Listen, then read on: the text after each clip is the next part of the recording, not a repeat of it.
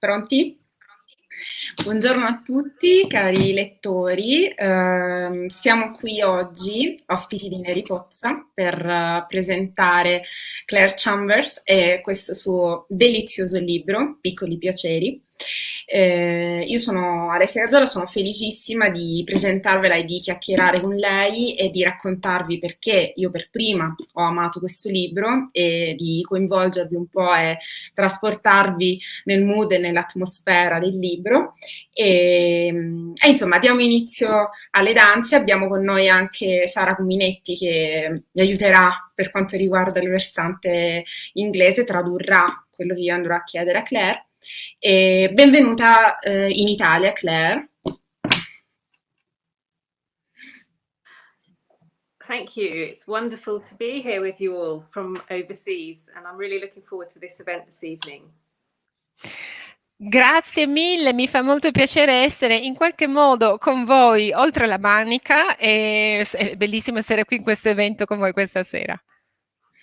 Allora, dunque, per spiegarvi un po' di cosa parla Piccoli Piaceri. La protagonista di Piccoli Piaceri è una 39enne di nome Jean Sweeney. Siamo nella Londra del 1957 e lei lavora nella redazione di un piccolo, insomma, giornale che non ha grande rilevanza nazionale, e lei all'interno di questo giornale cura una rubrica di economia domestica.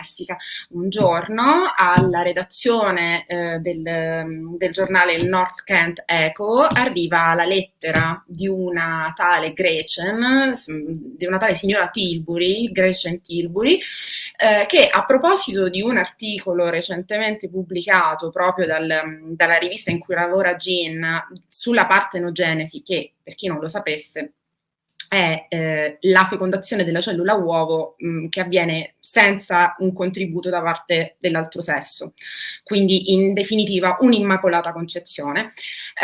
Ovviamente l'articolo in quel caso era riferito a insetti e piante, se ne postulava l'eventuale applicazione nei mammiferi. Arriva alla redazione però questa lettera di questa donna che dice: sono molto contenta che se ne sia parlato perché a me è successo 10 anni fa.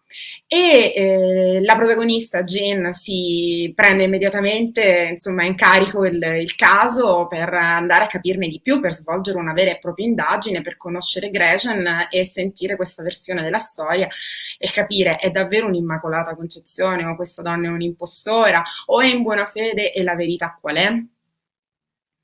E niente, e quindi fa questa sua indagine, resta sempre più coinvolta diciamo nella vita dei Tilbury, della famiglia Tilbury, che è composta appunto da Gretchen, dalla figlia che ormai ha 10 anni che si chiama Margaret, e dal marito di Gretchen che l'ha sposata credendole sulla parola.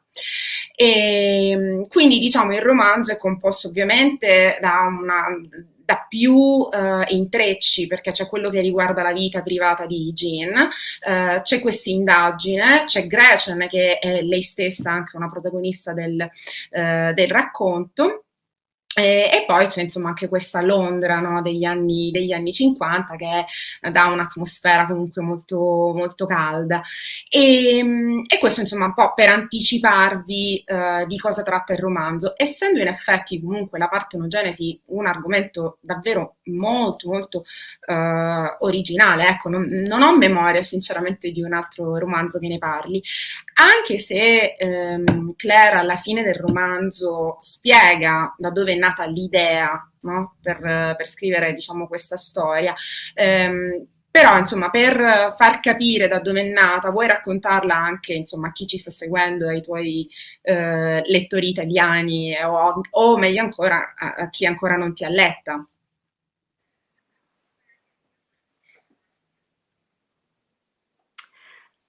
It came from an article that I heard on the radio back in about 2001 about a journalist in the 1950s called Audrey Whiting, who had this incredible scoop with her newspaper, where they had run a sort of competition to try and find a virgin mother. Audrey Whiting had been along to a lecture about parthenogenesis and had spoken to the lecturer and had asked her whether she would be interested in doing some follow-up research if they could find some women who claimed to be virgin mothers. And so this was their plan, to launch a competition where women who'd always believed themselves to have given birth without the involvement of any man would be taken seriously if they came forward for medical tests. And it was listening to this story that made me think, what an interesting idea for a novel. It was based on this true story of this woman, the one woman who actually came forward and had all these various tests done, and the scientists of the day couldn't really disprove her claim. The more tests they did, the more it seemed to suggest that there was no other involvement in her child than the mother's. And I just thought this was a really fascinating basis for a novel. But at the time I was writing romantic comedy, and I felt that this wasn't a funny story. It felt to me very much like a sad story. And so I left it aside for a few years. And then a couple of years ago, I came back to it and I thought, this is the story I want to tell, about the journalist who investigates this story and has to uncover whether this woman is a miracle or a fraud. So that was the seed really for the story and the inspiration. Right.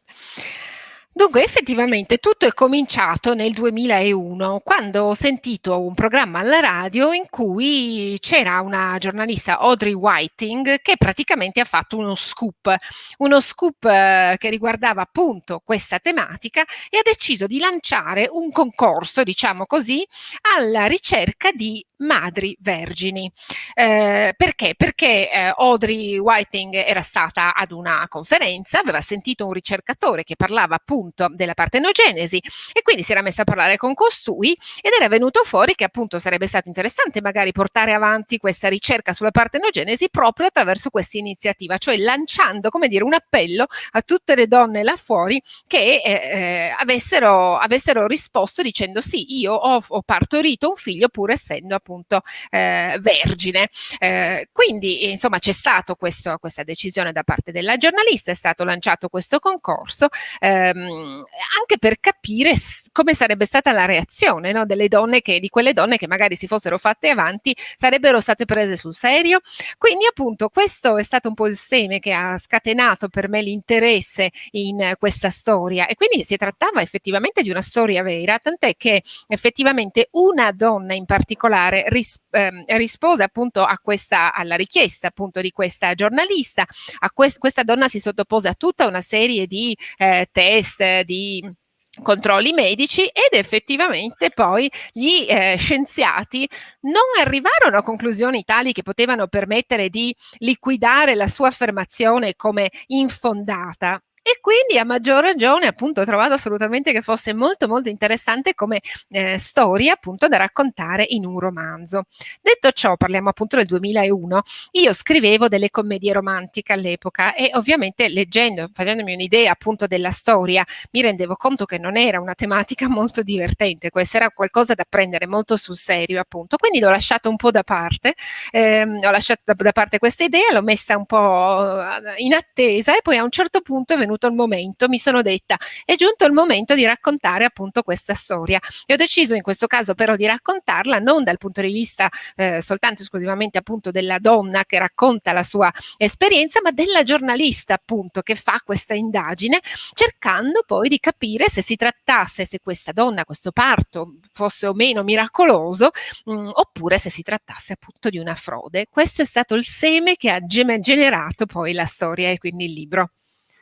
Ma sì, questo a riprova del fatto che la realtà supera sempre la fantasia, no? Perché effettivamente che ci siano state queste donne che si sono messe poi a scrivere, diciamo, per cercare di raccontare la loro storia, fa capire come quella che a me lì per lì era sembrata veramente un'idea pazzesca, e ho detto ma da dove le sarà mai venuto in mente di scrivere un romanzo del genere?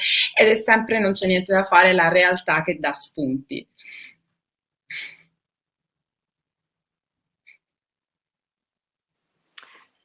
Yes, I think the best stories always come from interrogating a grain of truth. And there was a grain of truth in this original story, but it was very specific to its time. It was a story that could only work in the 1950s, because there just wasn't enough science to prove one way or another that the woman's story. If she'd come forward today, the whole story would have been over within an afternoon. DNA testing would have established one way or another within minutes. So it was a story that was very particular to its time, which was what attracted me really to something that was rooted in this time in the 1950s, which was just a particularly interesting time in the history of the development of sort of women's experience. And it was a sort of time of post-war optimism and coming through austerity, but also it's a time before the 60s when women are still very much in sort of stuck in traditional roles, and they don't know that the 60s are coming, and that this whole era of liberation is about to open up. So there's this sort of irony surrounding the characters, because we know what's coming in the future, but they of course don't know that. So it's a very, very time-specific story that could only be told in that year, really. Right.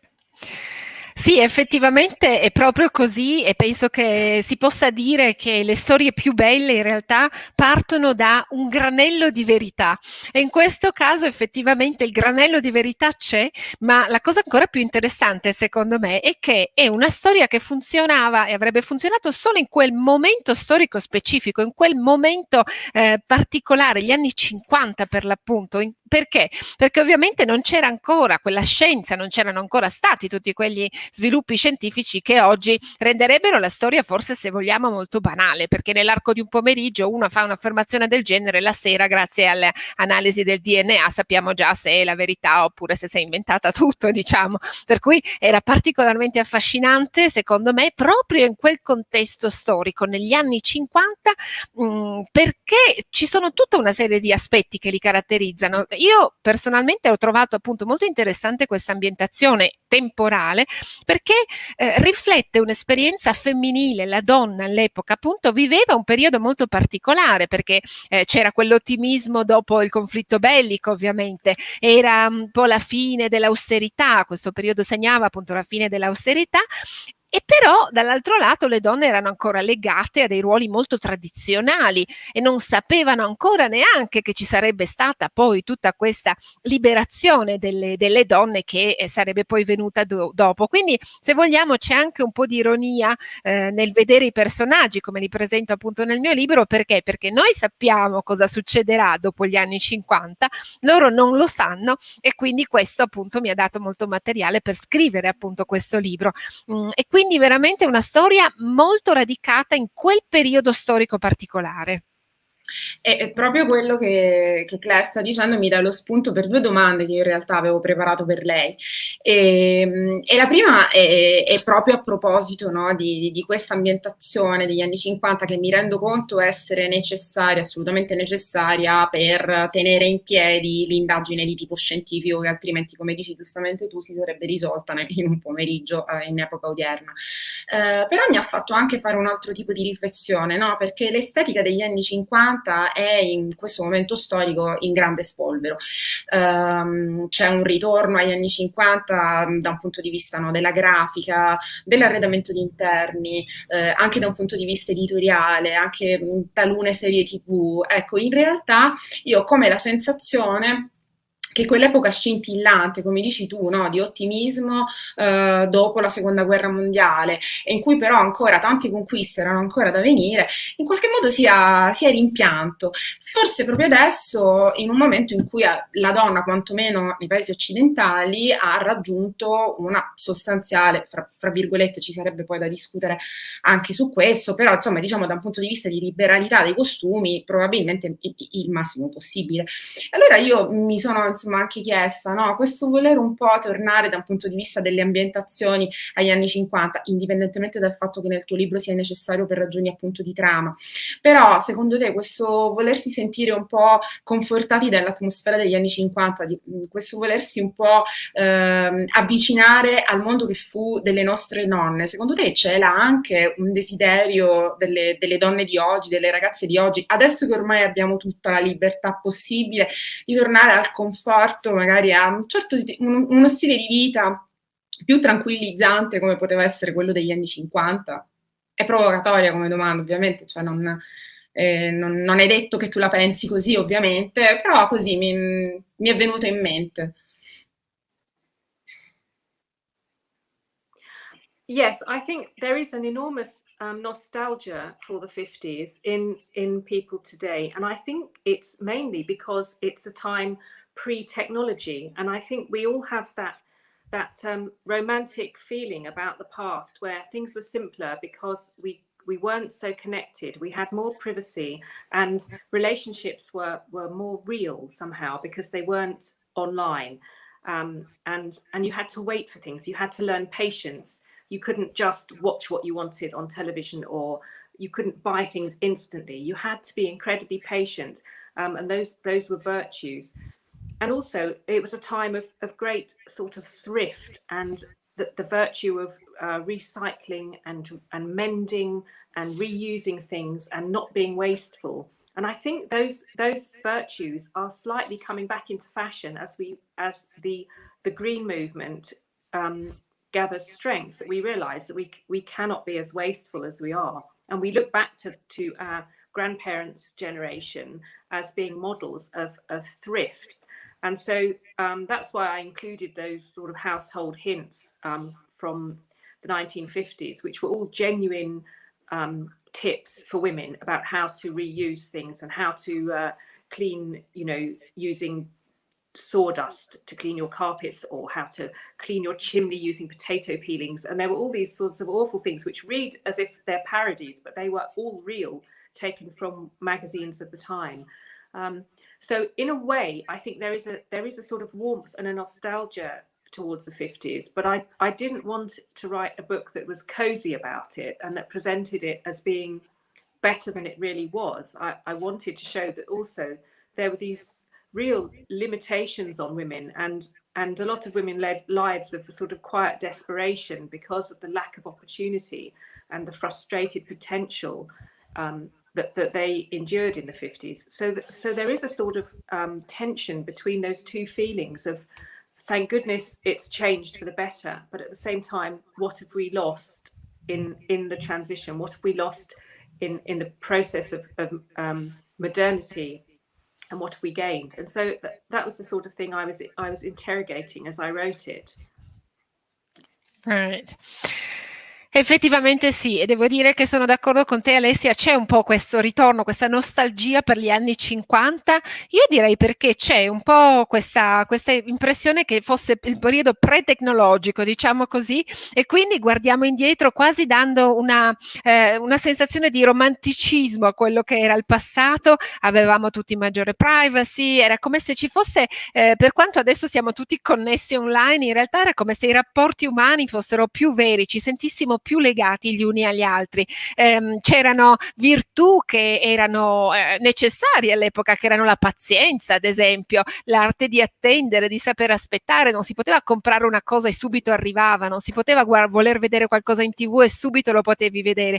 Era veramente la virtù della pazienza che appunto forse ci affascina anche di quei tempi. E poi c'era anche un altro aspetto importante, cioè il fatto che non si buttava via niente, si faceva molta attenzione, si era molto parchi, molto attenti a quello che si aveva, e quindi si dava valore alle cose, ad esempio rammendando il vestito, oppure riciclando quello che si aveva, oppure non si buttava via niente, non si sprecava assolutamente nulla. Ed è un po' anche quello che è la spinta che vediamo anche oggi nel nostro mondo moderno, no? Perché vediamo ad esempio anche ad esempio col movimento ambientalista, con il movimento verde, verde che sta prendendo sempre più piede, quindi ci fa forse un po' pensare ai nostri nonni effettivamente che appunto avevano questo atteggiamento molto, erano attenti a non buttare via niente, a non sprecare, a rammendare, appunto a modificare il vestito. E quando si leggono appunto queste le dritte appunto per le casalinghe di un tempo, questi consigli per essere una massaia perfetta, come ad esempio, non so, per togliere la macchia dal tappeto utilizza la segatura, piuttosto che ad esempio per pulire la canna fumaria usa la buccia di patate, ti viene magari da sorridere, però intanto funziona, e poi comunque lo facevano veramente, era una cosa molto reale, questi consigli venivano condivisi perché poi venivano messi in pratica. E quindi devo dire, secondo me c'è una grande nostalgia per tutto questo. Detto ciò, però, non volevo idealizzare troppo il passato, perché se è vero che c'erano questi aspetti positivi, ce n'erano anche altri che soprattutto per le donne non erano così, come dire, ci sono stati dei passi avanti che hanno fatto le donne nel frattempo, nel senso che all'epoca le donne si sentivano molto limitate in quello che potevano fare, talvolta dovevano, come dire, erano in questa situazione di disperazione ma silenziosa, cioè, e così era, dovevano rassegnarsi, erano tante le opportunità che non potevano essere colte e magari il potenziale delle donne non poteva neanche essere espresso veramente. Quindi diciamo che durante la stesura di questo libro c'è sempre stata questa tensione a guidarmi, ovvero da una parte questo dire ma per fortuna, se Dio vuole, le cose sono migliorate nel frattempo, dall'altra parte però anche certi aspetti sono andati un po', come dire, non era sicuramente tutto rose e fiori e certi aspetti forse avrebbero potuto andare meglio, mettiamola così. E siccome già con questa risposta hai sostanzialmente anche dato la risposta all'altra domanda che avrei voluto fare, e cioè se con una macchina del tempo, in effetti, allora, la tua ricostruzione, no, di quella Londra degli anni 50 è così cozy, no, uso la parola che hai utilizzato tu, no, così confortevole e calda, che quasi quasi sembra veramente che sia come dire, un po' la tua comfort zone ideale. Allora io avrei voluto chiederti, no, con una eventuale macchina del tempo, sceglieresti di tornare nella Londra degli anni 50? E però forse probabilmente no, da quello che capisco. Well, I think I would like to go back to London in the 50s just to see whether I was right or wrong in my depiction of it. That would be very interesting, maybe a little sobering if I realised I'd completely missed the mark. But yeah, I would like to go back to a time before I lived, really, to see it. But obviously not the war years, because that would have been miserable.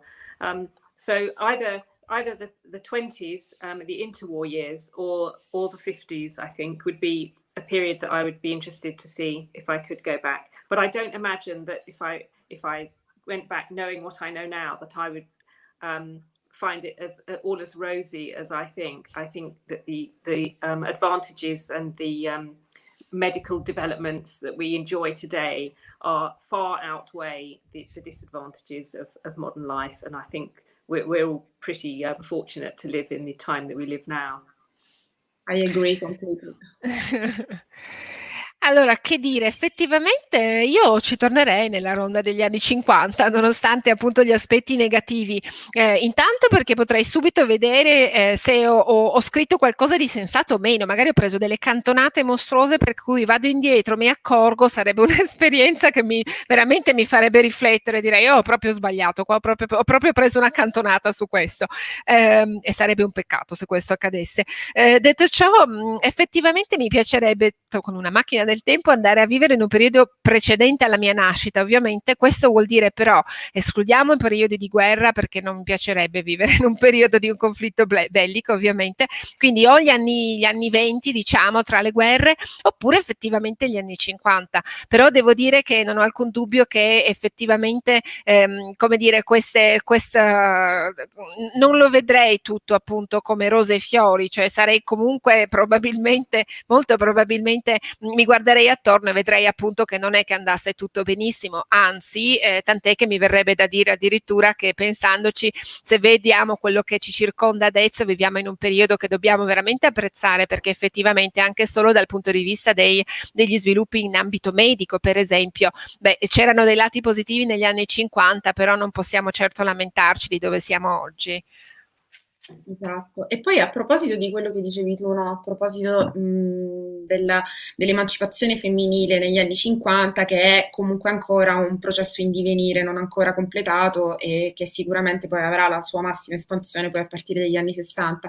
Però proprio per questo io ti chiedo cosa può significare per Jean, per una protagonista come Jean, una donna nubile di 39 anni che vive ancora con la mamma, che peraltro è un personaggio un po' difficile, no? È un po' dispotica, è un po' inaridita dalle esperienze della vita.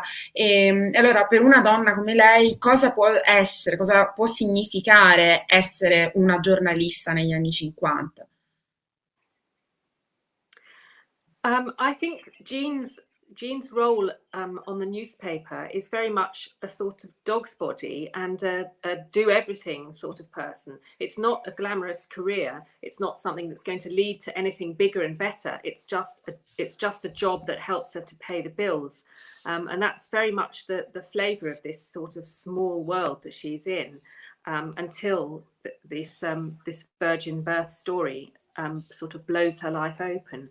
It's not a life of sort of glamorous meals out and meeting famous people and celebrities. It's just reporting on, you know, the theft of a milk bottle from the local store or something. It's a very limited sort of life, and she's very aware that she is more capable than her male colleagues, but there's no prospect of that developing into anything.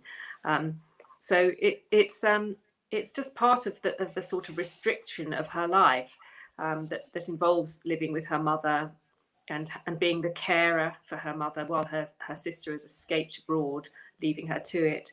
And so when the book starts, she is in this life of routine and ritual and duty and, you know, doing favors for the neighbors and looking after the garden and keeping the house and humoring her mother.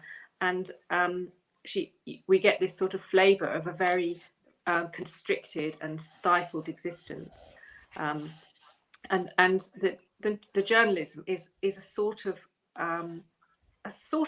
freedom from that with very limited boundaries. I mean, she is able to go to work, but she can't hang around and go for drinks after work with her colleagues. She's expected to come home and start looking after her mother.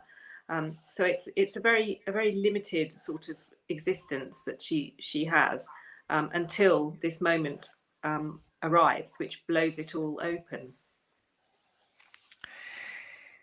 Il ruolo allora, innanzitutto occorre dire che cosa fa Jean, qual è il suo ruolo nell'ambito di questo giornale? Beh, effettivamente lei è un po' il galoppino della situazione, nel senso che fa tutto lei, tutti i lavori, quelli peggiori, quelli che nessun altro vuol fare, deve farli lei, tutto quello che gli altri non vogliono fare deve farlo lei, quindi è un lavoro tosto per lei, è un lavoro molto duro e non è che ci siano grandi prospettive di carriera, e questo lo sa lei come lo sa anche il lettore, perché anche questo lavoro fa parte un po' del suo piccolo mondo, appunto, che caratterizza la sua esistenza, finché ovviamente accade questo evento, questa nascita da una madre vergine che fa esplodere la sua vita in tutto un potpourri di avventure, appunto, di come dire, emozioni e di sviluppi diversi, appunto. Però effettivamente sì, lei fa la giornalista, ma non bisogna immaginarsi che andasse a cena nei posti più belli della città, incontrasse le personalità del momento, assolutamente no. Lei scriveva articoli sul fatto che avevano rubato la bottiglia del latte al vicino di casa, per dire, questo erano gli argomenti di cui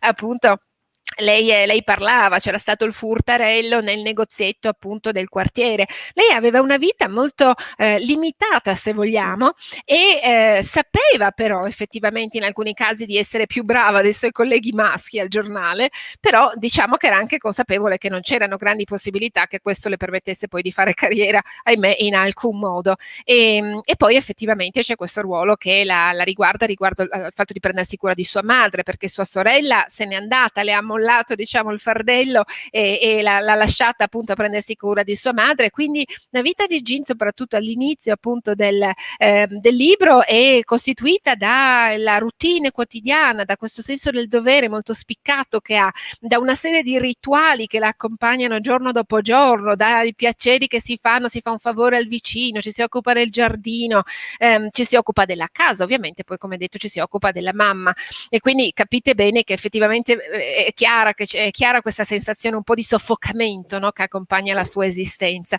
Fare la giornalista per Jean quindi vuol dire anche acquisire un pochino più di libertà, spingere un po' i confini della sua esistenza un pochino più in là.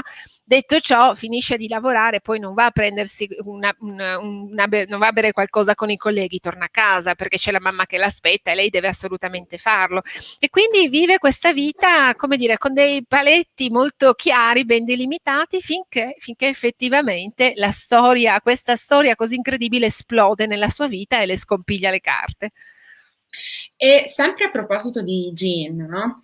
Che come abbiamo detto effettivamente conduce questa vita davvero molto limitata e molto votata anche appunto alla cura della madre e tutto quello che lei, diciamo, di cui alla fin fine lei può godere sono i piccoli piaceri che danno anche il titolo al libro e che la tengono ben ancorata a un equilibrio che lei ha raggiunto comunque dopo aver ingoiato anche qualche sofferenza, perché comunque ha sperimentato l'amore e l'ha resa molto infelice e quindi lei si è ancorata saldamente a questi piccoli piaceri.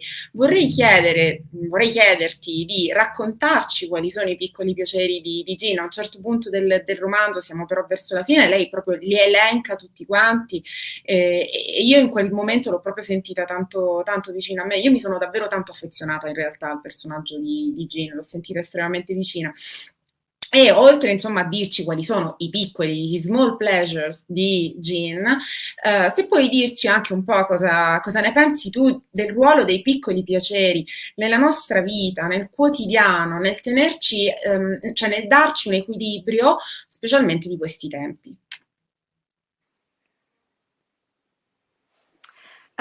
Yes, it's really interesting, this subject of the small things that get us through. This was very much part of Jean's character, that she had this drawer of treasures that she kept, and they were things that she'd bought herself or been given, but was almost fearful of using because they were too nice to use, and as soon as they were used, they would be spoiled, and so she just kept them in a drawer and would occasionally take them out and look at them. And small things that she would look forward to, little rituals and habits, like a little glass of sherry on a Sunday, or getting a new library book from the library that nobody else had touched. And these small things that got her through. And I think that's partly one of the reasons why this book seemed to resonate with people as much as it has, is because during lockdown, we've all been sort of thrown back on ourselves in this way, and we've had to try to take the pleasure in things, in smaller things and little gains. You know, we've enjoyed seeing the flowers bloom in the garden, and because we're all at home, and you know, we've enjoyed making our own banana bread or whatever it is, baking when we don't normally have time for these things.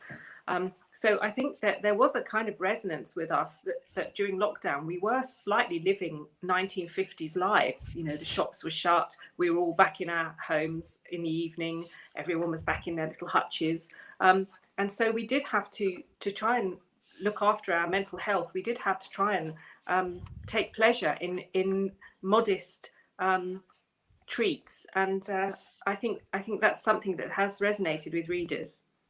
It was quite unintentional. I mean, I started writing this long before lockdown. But I suppose when there is something that is a kind of universal truth, it will resonate with people, whatever the circumstances.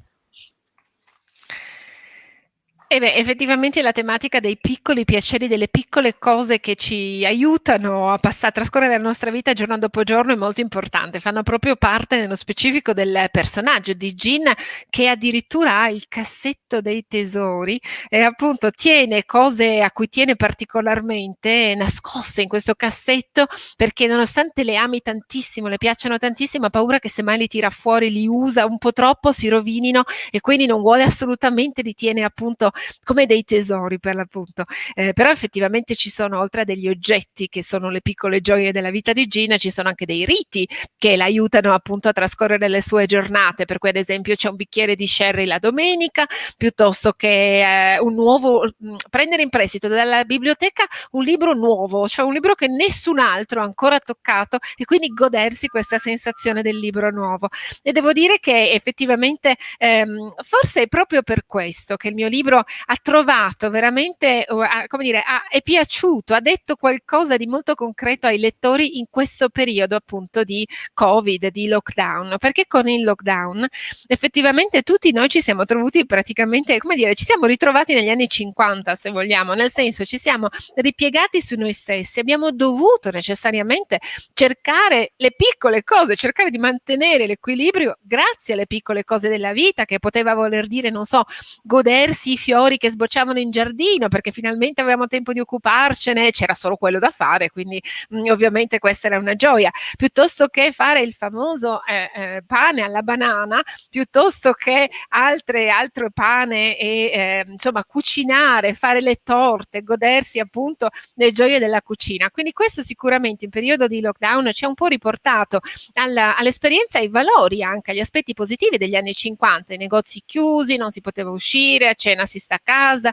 e quindi appunto tutte le piccole cose che troviamo nella vita di Jean e nel libro sono poi quelle che anche noi abbiamo potuto sperimentare, ci aiutano e ci hanno aiutato molto appunto durante questa fase così difficile a mantenere la sanità mentale, diciamo così, e le piccole cose, perché poi sono delle gioie molto molto contenute di per sé, ma che assumono un significato particolare. Detto ciò, ci tengo a sottolineare che in realtà io questo libro l'ho scritto ben prima della pandemia, però detto ciò, secondo me ci sono delle esperienze di vita che sono un po' universali, e quindi che si tratti degli anni 50 o degli anni appunto degli anni che ci troviamo a vivere adesso, non importa, perché se riguarda appunto la nostra esistenza come le piccole gioie della vita, beh, in questo caso è un libro che parla a tutti, perché tutti capiscono di cosa parla.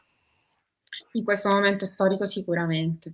E poi diciamo abbiamo parlato di Jane, ci sarebbe ovviamente molto altro da dire, ma non abbiamo ancora molto tempo, quindi vorrei spostare un po' l'attenzione su quella che è l'altra protagonista, secondo me, del romanzo, anche se noi, come giustamente diceva anche Claire, non abbiamo il suo osservatorio in maniera tanto diretta, noi seguiamo Jean nella sua indagine, però l'altra protagonista è Gretchen. Noi la conosciamo come una madre, moglie, casalinga perfetta. È come se avesse un po' un'aura di santità questa donna, a parte il fatto che lei stessa, no, racconta di aver concepito la figlia, diciamo appunto, pur essendo completamente, cioè pur essendo vergine, e racconta in maniera molto precisa che il concepimento si è verificato quando proprio era impossibile per lei entrare in contatto con altri uomini, con uomini, anzi non altri, ma in generale con uomini, perché si trovava ricoverata per una forma di artrite in una clinica, peraltro, insomma, di stampo religioso, insomma, era accudita dalle suore, soltanto femminile, per cui, ecco, diciamo, era proprio impossibile per lei venire a contatto con uomini. E al di là, insomma, di questa storia che lei racconta, comunque lei ci viene presentata come l'angelo del focolare. Poi, andando avanti col racconto, scopriamo che comunque c'è anche dell'altro, no? Lei è sicuramente questo, ma c'è anche dell'altro. E io voglio chiederti che tipo di storia e di donna tu volevi raccontare attraverso un personaggio come quello di Gretchen, che è il più complesso, a mio avviso, del romanzo, è sicuramente il più complesso. Yes, she is, and I have the most sympathy for her. I mean, I don't want to say too much about the plot and spoilers, but I think it's apparent fairly early on that this persona of the perfect wife and the perfect mother, and the sort of beautiful, elegant housewife is really just that, and that the more Jean investigates, she is going to find the cracks in that facade, and that all is not going to be quite as it seems. And so I wanted to sort of show those different sides of womanhood in Jean and Gretchen, and to have that sort of relationship between them. And one way of doing that was, of course, to focus on Gretchen as the beautiful wife, and Jean as the ugly or plain mistress, and that sort of contrast, which is the absolute opposite of what we normally expect in fiction, to have the abandoned frumpish wife and the gorgeous lover. But in this story, things are a little more complex than that, and that Gretchen's personality and history is something very different, and that is the story that Jean has to unpick with sort of huge consequences for all their lives. That's the important part really of the story, is this unraveling of this image of the perfect family, which then Jean feels responsible for having more or less demolished. So I think yes, without being able to say too much about Gretchen's private life, she is a very complex character, because she's to begin with, she's had this child out of wedlock, and in the 1940s, when this happens, of course this is an occasion of huge social stigma which she has had to deal with. And then she is also later on has another reason for being socially ostracized. So she's a character who has sort of been on the receiving end of social criticism twice over, and I feel enormous sympathy for her as a character, and I hope that it comes through that Jean feels this sympathy to her too. Right. Allora, qui è difficile dirvi di più, rispondere alla tua domanda senza fare degli spoiler, ma cercherò di farcela, nel senso che effettivamente io provo una grande tenerezza nei confronti di Gretchen, la capisco, è difficile non rivedersi, non capire appunto le sue posizioni, i suoi sentimenti, insomma, perché? Perché hai ragione, effettivamente all'inizio Gretchen è proprio l'immagine perfetta della moglie perfetta, la madre perfetta, la casalinga perfetta, che è pure bella ed elegante, insomma, negli anni 50 proprio la donna perfetta, diciamo, ma questo all'inizio. Jean, scavando un po' alla volta, comincerà a vedere che in questa facciata ci sono delle fessure, e quindi comincerà a scoprire che le cose non sono proprio come sembrano. E ho trovato molto interessante proprio capire quello che era, come dire, i ruoli diversi della donna, analizzandoli con queste due donne appunto protagoniste, a fare una da contrappeso all'altra, cioè Jean da una parte e Gretchen dall'altra. Analizzare il loro rapporto mi ha permesso infatti di analizzare diversi, come dire, di presentare, di soffermarmi su diversi aspetti dell'essere donna all'epoca, e devo dire che ho un po' sovvertito anche quello che è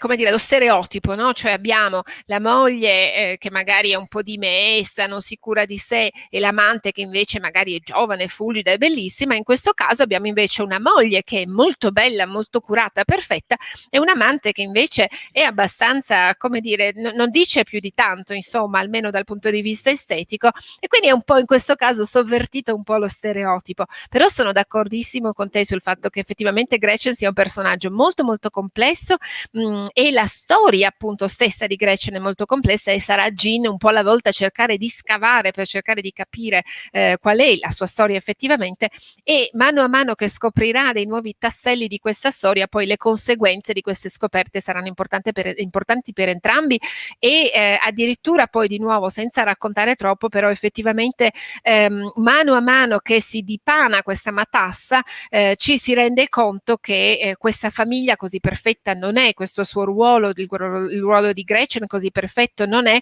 e Jean però si sentirà molto responsabile di aver, come dire, rovinato questa immagine di assoluta perfezione. Però sì, assolutamente concordo, Gretchen è molto complessa come personaggio, anche perché lei stessa ha vissuto una vita molto complessa, se ci pensiamo appunto ha avuto una figlia fuori del matrimonio, questo negli anni 40, quindi sicuramente questo è stato, come dire, è stata vittima di una stigmatizzazione sociale, e poi di nuovo non scendiamo in dettagli, però ci sarà un altro motivo per cui di nuovo sarà vittima dell'ostracismo sociale, quindi diciamo che ne ha passate di cotte e di crude, diciamo così, e quindi poverina tutta questa attenzione, queste critiche nei suoi confronti, insomma, non possono fare altro che evidenziare una grande simpatia che uno prova, insomma, nei suoi confronti, una comprensione nei suoi confronti che non è solo mia, quella c'è, ma è anche, spero che sia chiaro al lettore, anche da parte di Jean stessa.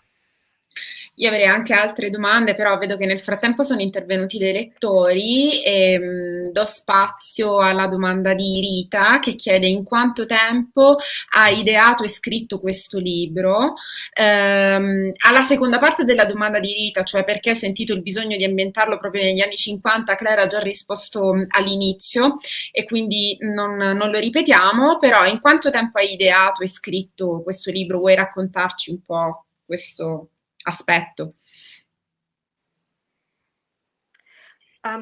The actual writing, once I'd plotted the book and decided I was writing it, only took 2 years, and that went very smoothly once I knew what I was writing about. But the idea for the book came to me in about 2001, and I didn't start writing it until 2016. So it had spent a lot of time just sort of what's the word, percolating around in my brain, and waiting for the right story to occur to me and the way that I could tell this story.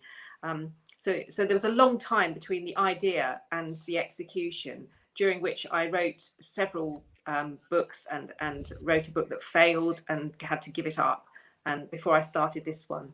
So it was quite a long process.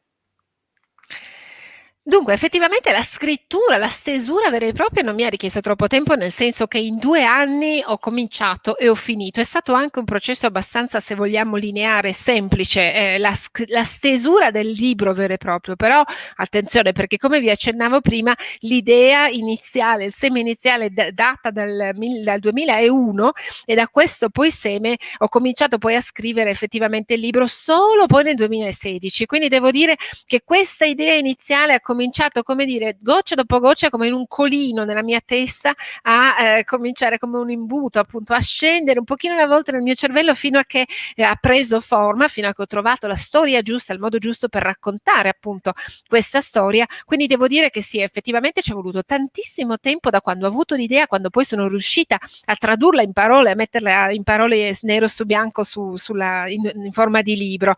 Nel frattempo, tra l'altro, dal 2001 in avanti, ho scritto poi una serie di altri libri, ne ho scritto anche uno, pensate un po', che poi non ha niente, è andato malissimo, l'ho dovuto buttare, non è andato come mi aspettavo, eppure però poi siamo arrivati appunto a questo libro, quindi ci è voluto tanto tempo.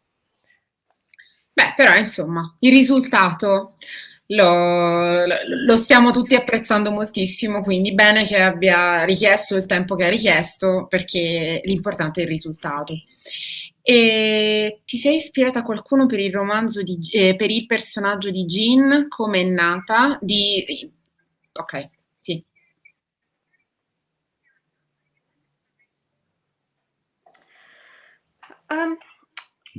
Well, I don't know really if it came sort of gradually, that I wanted her to be both somebody who was suffering from frustrated potential, but at the same time had a lot of the sort of qualities of independent spirit and determination, and ability, and that she was sort of held back by this frustrated potential caused by society, really, the limitations that were placed on her because of her situation, having to care for her mother and being an unmarried woman of a certain age, having perhaps missed the boat with marriage and motherhood, and being somewhat a spare woman.